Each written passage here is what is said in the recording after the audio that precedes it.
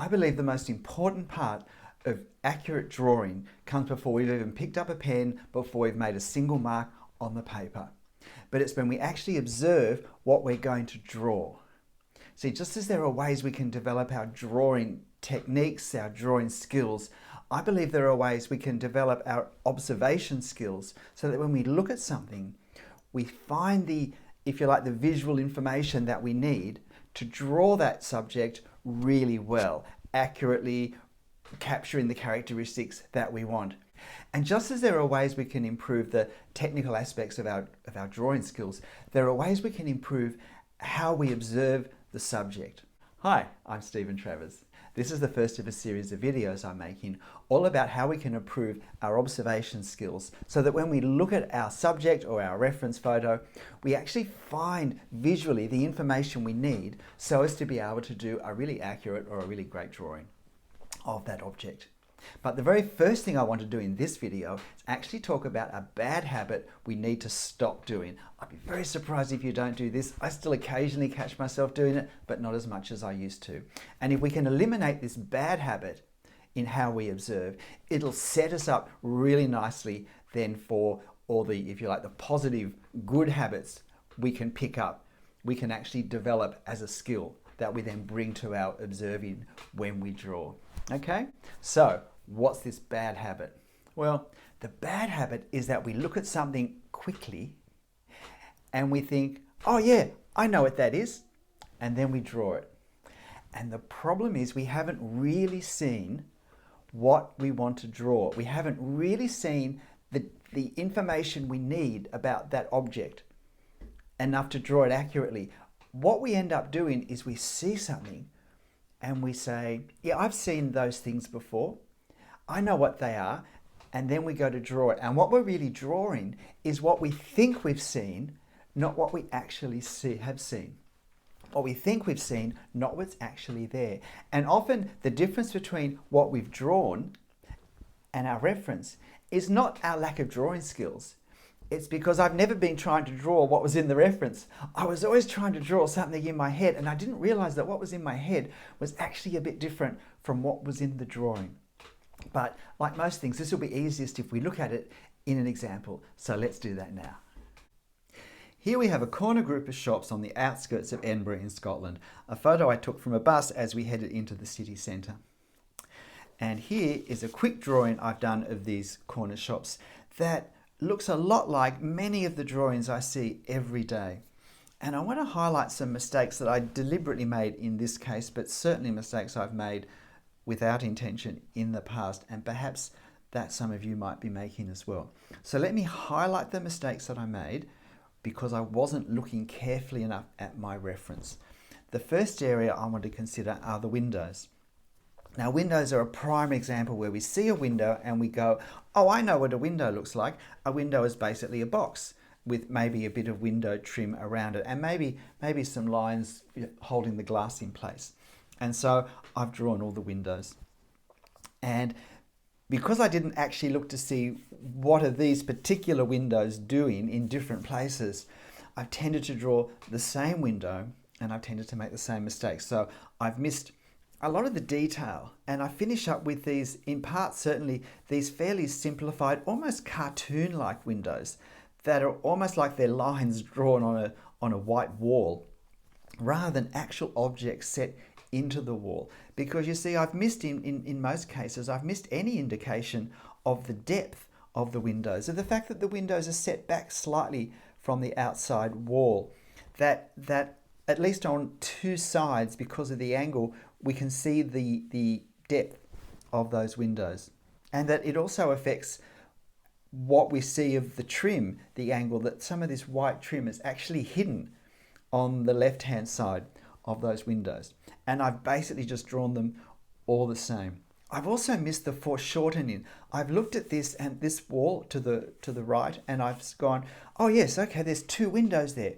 And so knowing there's two windows, I've drawn two windows, and I haven't looked carefully enough to actually realize, yes, there are two windows, but they're so foreshortened, they're so compressed that in fact, they're just like slits in the wall. I've actually drawn windows. And instead of drawing the closer one a bit wider than the further one, because further objects become more compressed, I've made them both pretty much the same size. This bay window, I've gone, oh yes, a bay window, it's going around the corner, it's got the corner cut off, I know what that means, and I've drawn it. But I've drawn this line flat, horizontal, when it should be slightly angled, and I've drawn this line at too great an angle, because I've just looked and gone, oh, it's angled, and I've drawn it at an angle. What about the perspective of this? Well, I know about perspective because I draw buildings, and I can see that on this front wall here on the right, there's perspective, and that means that the lines angle down as they move away from us. Now I know that, and so I've drawn it. But knowing that, I've drawn what I thought I've seen, not what's actually here. And so the line I've drawn isn't nearly as steep as the perspective line in the reference photo. And a little trick, if you've watched me at all, you've seen me do before, is using my pen to measure the line. We can just see how far out of position that perspective line is. But when I drew it, I thought that was an adequate angle to represent. But if I looked really carefully, I would have realized it wasn't nearly steep enough. And then when I drew this front section of the wall, I knew that it had 2 windows in it. So I drew it in my head, leaving space for 2 windows. Again, not having looked carefully enough to realize they're not really 2 full windows, they're really just slits in the wall from this angle. And so having drawn the space too wide, that then actually helped mislead me to drawing the windows too wide, because I had to fill in the space I'd already defined. With the chimney pots, I look at the chimney pots, oh, I know what chimney pots are, they're like little cans of Coke up on top of the chimneys, and so I draw little cans of Coke up on the top. And I missed the really nice, interesting decorative elements that are actually on those chimney pots. So there's my drawing. You may think, well, that's an okay drawing. What's the problem with that?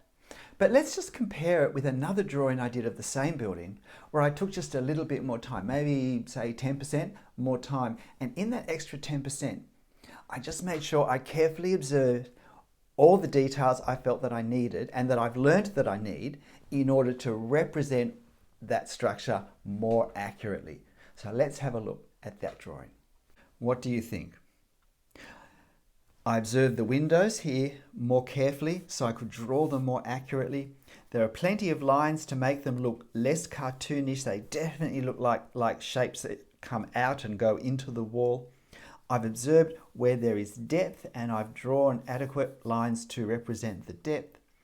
I've observed the foreshortening and exactly what it means, and so I've drawn these windows really as just slits that don't show, that are mostly or depth, they don't show really any of the window detail at all. The bay window, I've angled the lines carefully so that it curves around visually in the correct way.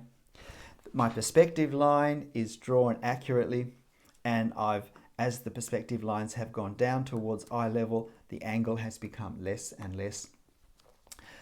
This wall is foreshortened accurately. It's not too wide because I've carefully observed what the actual width is.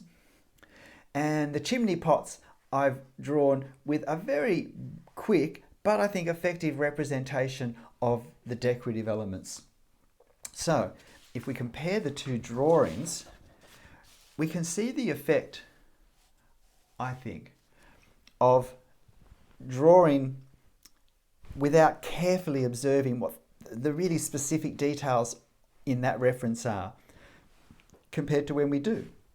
And personally, I find this a much sharper, snappier, more accurate drawing and a much more realistic drawing. I can still catch myself doing this, drawing what I think I've seen, but not as often. And it's easier to break these bad habits if at the same time we're trying to establish the good habits of actually looking for the information that we need to draw accurately. If we actually work at improving our observation skills so that we bring them up to the same level as our actual drawing skills so that we know what we're trying to draw. So be on the lookout for my future videos on this series of learning to observe everything we need to see to draw accurately. So please like, subscribe, share. Most importantly, leave a comment. Is there something you'd like to know about observation or about anything to do with drawing? Please, if that's the case, tell me what would you like me to do a video on. And otherwise, I'll see you next video. Bye-bye.